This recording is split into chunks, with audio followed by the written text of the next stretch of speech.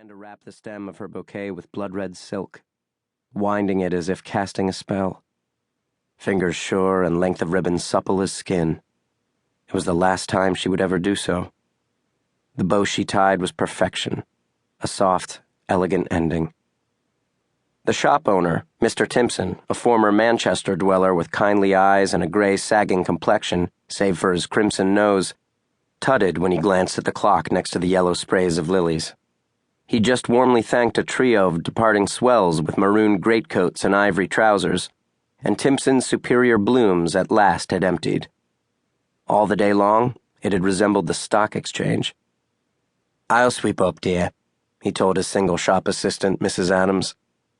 "It'll be ghastly out there in a quarter hour, and I've only to climb the stairs to reach my supper. Get along home with you." Mrs. Adams protested that her final order for the next day wasn't quite finished, that it was only a little snow, that anyhow her house was round the corner from Chambers, just down West Broadway. But Mr. Timpson insisted, with a jovial clap of his hands followed by a shooing motion. And it was late, so much later than usual, the busiest day of the year, and Mrs. Adams yearned to be home. And so she went. The shop windows ticked past Lucy Adams' vision like the unnoticed beat of a bedroom clock as she hastened homeward. A safe rhythm, familiar as your own pulse. M. Freeman's Old and New Feathers Emporium, Needle and Fishhook Manufactory, the Museum Hotel. The snow whirled above the cobbles as if gripped by an undertow, and she pulled her fur cloak close. She passed a man driving a cart piled with burlap sacks and calling, "Sando! White Sando!" A shopkeeper dove out of his dry goods store at the cry, nearly running into her. But she stepped neatly aside, and the whiskery gentleman apologized as he fed coins into the Sandman's palm for the rockaway silt that would keep his storefront pavements safe a while longer. And Mrs. Adams went on her way. When Mrs. Adams opened the door of her narrow brownstone in West Broadway, shivering as she removed her fur, silence greeted her. She dropped the cape on a damask chair in the hallway and went into the parlor. The room was empty. Mrs. Adams fanned her fingers before the waning fire, pulling off her gloves. She unpinned her hat.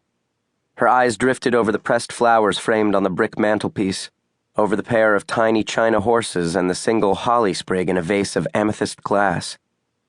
She called out to the household that she'd arrived. No one answered. Unhurried, she went into the dining room. Not the echo of a whisper met her ears. She turned to climb the stairs, still cheerily announcing her return. All was silence. A quiet deeper than death. 5 minutes later, Mrs. Adams hurtled out of her house into West Broadway, her skirts in her fists and her mouth torn wide in a scream, flying through the gathering storm in the direction of police headquarters at the Tombs. That's where I come into it. I work there.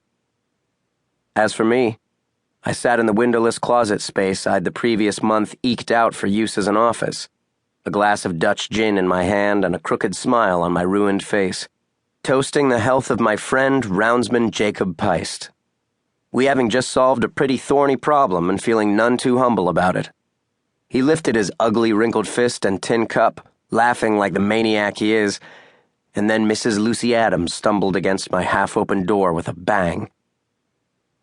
Can I describe her properly, as she was before I came to know her secrets? I suspect not. If secrets are gems to their owners, to be cradled in dark cases, I plundered Lucy Adams's jewel chest thorough as a highwayman despoiling a carriage. It hurts to be a thief when what you stole was a person's history. I'm not that man. I loathe being that man. People, all manner and persuasion of people, want to tell me things of their own accord. Always have done, since I was a barman, even before. But I can't stomach knowing secrets without an invitation, a wave of the hand to walk inside. So what did she look like, this mystery of mine, before I laid bare the stories carved into her before we met? Lucy Adams was dressed for winter so simply that every garment announced its high quality. The toe of one boot keeking out from swirls of a cobalt velvet day dress was soaked through with snow. So she'd quit the house hurriedly, without donning rubber overboots.